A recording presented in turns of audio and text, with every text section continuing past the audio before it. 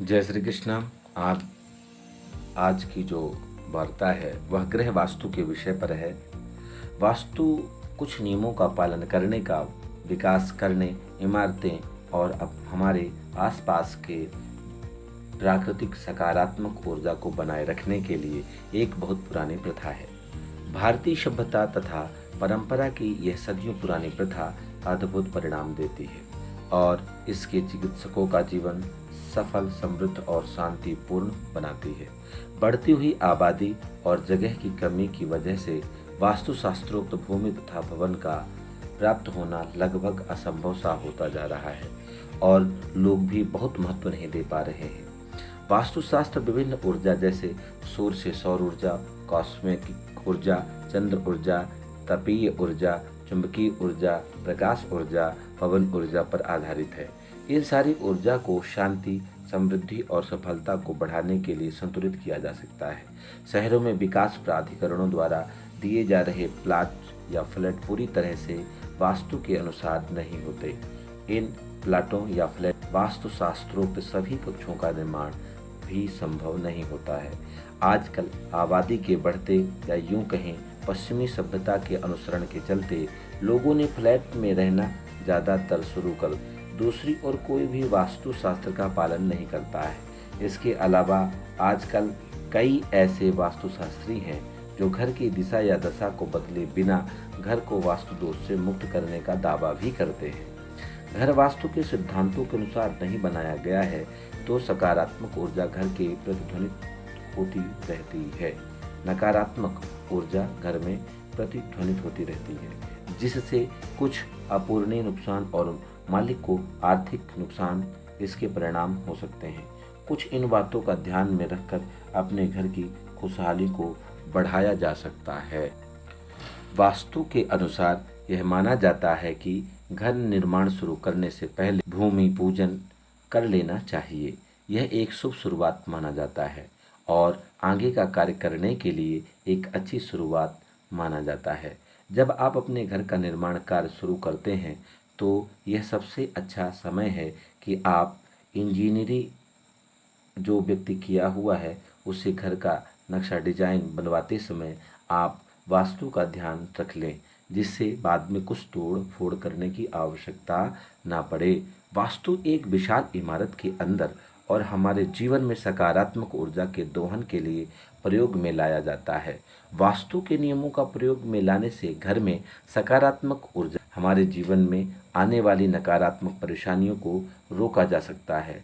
इस प्राचीन वास्तु अभ्यास के ज्ञान निवास संरचनाओं के निर्माण में उपयोग की समृद्धि, रोगमुक्त अस्तित्व और शांतिपूर्ण जीवन सब करते हुए प्रदान करता है। वास्तु न केवल दिशाओं के बारे में है बल्कि यह सामान्य रूप, आयाम और लंबाई और भवन की चौड़ाई के बीच माप का अनुपात के बारे में भी है। यथार्थवादी दृष्टिकोण यह है कि घर में यदि आपको अच्छी नींद और सुकून नहीं है और सेहतमंद भोजन और भरपूर प्यार, अपनत्वता नहीं मिल पा रहा है तो घर में वास्तु दोष है। घर है तो परिवार है, संसार है। घर नहीं है तो भीड़ के बीच सड़क पर हम खुद हैं। खुद का घर होना जरूरी है। जीवन का पहला लक्ष्य मजबूत और वास्तु दोष से मुक्त घर होना चाहिए। यदि यह है तो बाकी समस्याएं गौण हो जाती है। यह बात सत्य है कि सर्वे सर्वम न जानाति, सब कोई सब नहीं जानता है, पर हम कोशिश कर सकते हैं। घर के मुख्य द्वार पर मांगलिक चिन्हों को लगाना चाहिए। घर के मुख्य द्वार जैसे अन्य द्वार न बनाएं। मुख्य द्वार की में फल, पत्र, लता आदि के चित्रों से अलंकृत रखें। इसलिए मुख्य द्वार पर कभी भी विभत्स चित्र ना लगाएं। घर का मुख्य द्वार पूर्व और उत्तर में प्रायः होना चाहिए। हद तक पश्चिम में भी चलेगा। पूर्व और उत्तर का द्वार इसलिए कि पूर्व से सूर्य निकलता है, पश्चिम में अस्त होता है। उत्तर इसलिए कि उत्तरी ध्रुव से आने वाली हवाएं अच्छी होती हैं और दक्षिण इसलिए नहीं कि दक्षिण ध्रुव से आने वाली हवाएं अच्छी नहीं मानी जाती। घर को बनाने से पहले हवा, प्रकाश और ध्वनि के आने के रास्ते पर ध्यान देना चाहिए। जरूरी है घर में आंगन होना। आंगन नहीं तो समझो बच्चों का बचपन नहीं। आंगन में तुलसी, अनार, जामफल, कढ़ी पत्ता, नीम, आंवला सकारात्मक ऊर्जा पैदा करने वाले पौधे लगाएं। या उससे संबंधित जगह पे लगाएं। कुछ गृह वास्तु के मुख्य सिद्धांत हैं, उनको अवश्य जानें। घर का मुख्य दरवाजा 2 भागों में होना चाहिए और अंदर की ओर ही खुले। दीवार के दाएं शुभ और बाएं लाभ लिखना चाहिए। सदैव घर के प्रवेश द्वार में ऊपर ओम और स्वास्तिक अवश्य लिखा होना चाहिए। ऐसा करने से नेगेटिव एनर्जी अंदर नहीं जाती। घर के अंदर अग्नि कोण में रसोई घर और ईशान कोण में पूजन प्रार्थना कक्ष ध्यान कक्ष होना चाहिए। वायव्य में सेप्टिक टैंक या शौचालय तक नौ हद तक नैऋत्य कोण में भी सेप्टिक टैंक की व्यवस्था या फ्रेश होने की व्यवस्था बनाई जा सकती है। दक्षिण में भारी सामान या विशेष सामान रखने का कक्ष हो। घर में बहुत सारे देवी देवताओं की मूर्ति या चित्र ना रखें। घर में मंदिर ना बनाएं। घर की छत में किसी भी प्रकार का उजाला दान ना रखें। घर में किसी भी प्रकार की नकारात्मक चीज़ों को इकट्ठा ना करें। घर में सीढ़ियाँ भी संख्या में ही रखें। घर में अगर प्लेस बचाना है तो उत्तर और पूर्व के बीच ईशान कोण में रखें। घर में किसी भी नकारात्मक पौधे को ना रखें। घर में टूटे फूटे बर्तन कबाड़ को जमा ना करें। घर की छत एवं सीढ़ी के नीचे कबाड़ रखने से धन वृद्धि में बाधक होता है। आप घर का या जमीन का ढलान ईशान कोण की ओर होना चाहिए। घर में सबसे ज़्यादा खिड़कियां पूर्व या उत्तर में लगाएं।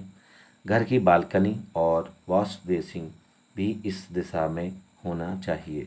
ईशान कोण में जल का स्थान स्विमिंग पूल पूजा स्थल होना चाहिए। उत्तर से पश्चिम दिशा में बेडरूम गैरेज गौशाला आदि होना चाहिए। अग्नि कोण में अग्नि तत्व वाली सामग्री हो, गैस बॉयलर मीटर आदि।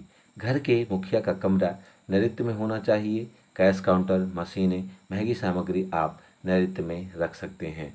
दक्षिण वाला रूम घर का कमरा अन्य कमरों से थोड़ा ऊंचा रखें।